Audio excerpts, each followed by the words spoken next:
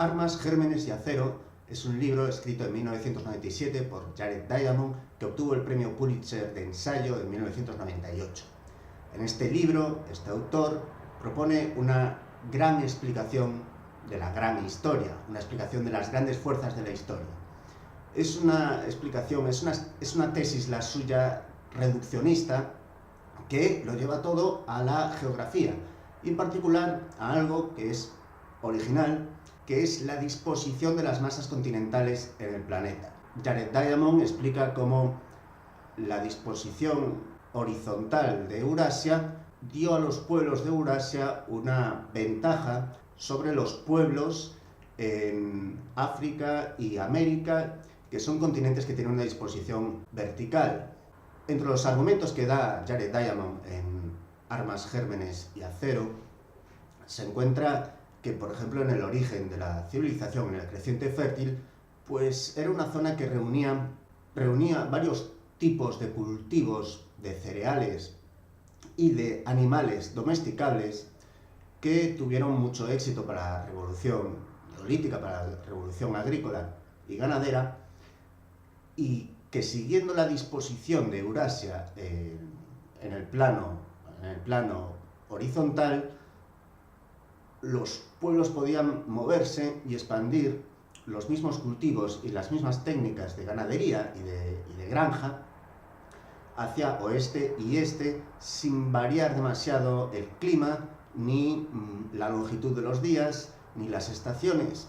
Los desplazamientos norte y sur en el planeta sí se verían más perjudicados al no poder soportar el mismo tipo de animales ni de cultivos en esta época temprana, y por lo tanto se explicaría así que la civilización que surge en el creciente fértil y que se expande pues, hacia Europa, hacia Egipto y hacia el Indostán y luego Extremo Oriente, tengan más éxito y aparezcan más temprano que la aparición de la ganadería y agricultura en África y en América. En Eurasia son indígenas ciertos animales que sirven para ser domesticados. De hecho, no solo ciertos animales, sino la gran mayoría de los animales que son domesticados son originarios de Eurasia y pueden vivir en estas latitudes intermedias, en clima templado. Mientras que en América solamente tenemos a uno de los grandes mamíferos que pueden ser domesticados, que es la llama o la alpaca. La cohabitación de seres humanos y animales de granja dio a estos seres humanos de Eurasia resistencias a las enfermedades que transmiten los animales. Estas resistencias no existían, estos anticuerpos, no existían en América. Por lo tanto, cuando llegan los europeos, se explica así que puedan infectar, sobre todo de viruela, también de otras enfermedades, a la gran mayoría de la población nativa americana, sobre todo en Centroamérica, y que acaben muriendo pues, más del 90%. Jared Diamond pone un contraejemplo de esto, de cómo la resistencia a los gérmenes puede afectar de forma diferente. El ejemplo es cuando los europeos empiezan a internar en África tropical. Los europeos no tenían resistencias contra la malaria, la población local sí, y esto pues, causó una gran mortandad entre los colonos europeos y sus animales de granja que estaban colonizando, que estaban asentándose en las zonas ecuatoriales de África. Esta obra tiene algunos elementos originales y curiosos, sobre todo cuando, por ejemplo, la categorización que hace Jared Diamond de los animales domesticados me parece curioso cómo va descartando ciertas características que no son buenas para ser domesticado un animal y cómo va atribuyendo ciertas características que sí debe tener un animal para ser domesticado, y cómo al final, siguiendo este razonamiento, llega a la conclusión de que solamente en el centro de Eurasia, bueno, en la zona de Oriente Próximo, se pudieron dar las condiciones para reunir a varios animales de granja distintos que fueran aprovechados por el ser humano. Pone de contraejemplo el elefante, que es un animal que se puede domar pero no domesticar, y pone de ejemplo pues, otros animales que por ser demasiado pequeños o por tener un periodo de gestación demasiado largo, pues no son proclives a ser utilizados por el hombre en actividades ganaderas.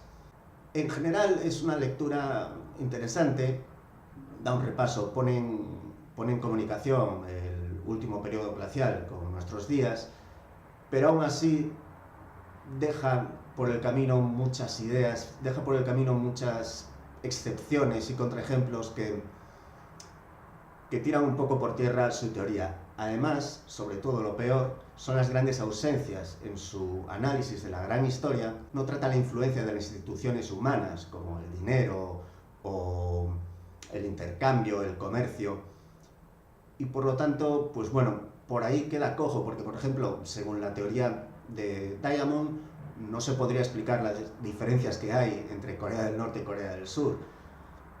Y luego tampoco se podrían explicar ciertas diferencias que hay entre Europa Oriental y Europa Occidental. Por lo tanto, es un poco extraño, hay ciertas carencias. En general, Diamond no inventa nada nuevo, no es puramente original en su tesis. Hace 100 años, a comienzos del siglo XX, había muchos historiadores que proponían tesis de determinismo medioambiental, por el cual, pues bueno, los climas de la Tierra, por ejemplo, Ellsworth Huntington decía que los climas de la Tierra determinaban el éxito o fracaso de las civilizaciones. Así, la gente que vive en climas más cálidos tendía a ser más vaga y la gente que vive en climas fríos tendía a ser más trabajadora. Esto la evidencia arqueológica y científica lo niega. El problema de las tesis deterministas es que dio muchas veces pie a las excusas racistas y a las excusas colonialistas para justificar la colonización y para justificar un orden mundial basado en una jerarquía de razas y de poblaciones. Realmente no se puede justificar esto así, porque, ya digo, la historia tiene demasiados contraejemplos que no cuadran con estas teorías. Por ejemplo, el reino de Ashanti en África, la Gran Zimbabue, pues eran sociedades con estados centralizados, con una gran sofisticación, el famoso imperio de Benín en Nigeria. Por cierto, la mayoría de estos imperios se los cargaron los ingleses en el siglo XIX, matando a muchísima gente. Había estados centralizados y sofisticados en África durante nuestra Edad Media y durante nuestra Edad Moderna. Y no se explica esto, ¿no? Tampoco explica, por ejemplo, o pasa por alto, que hasta el siglo XVIII China era una zona más próspera que Europa realmente.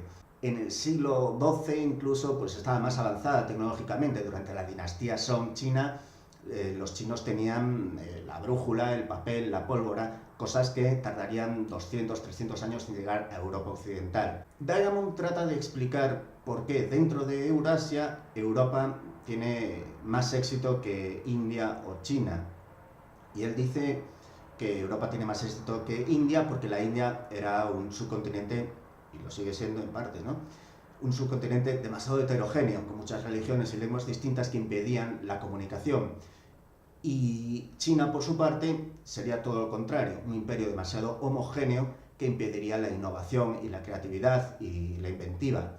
Europa estaría ahí en un término medio ideal, en el que tiene suficiente homogeneidad como para que pueda producirse la comunicación y los intercambios, pero también la suficiente heterogeneidad como para que haya inventiva y haya presión demográfica y haya competencia. Es un poco una excusa a ricitos de oro que a mí no me acaba de convencer. En general, a mí no me convence ninguna teoría determinista de la historia, no solo porque provocaron efectos muy malos políticamente y socialmente, dando pábulo a tesis racistas y colonialistas, sino porque realmente no son científicas, no se contradicen con la evidencia. Y creo que ese es el mayor problema que tienen obras como Armas, Gérmenes y Acero, de Jared Diamond, y otras similares.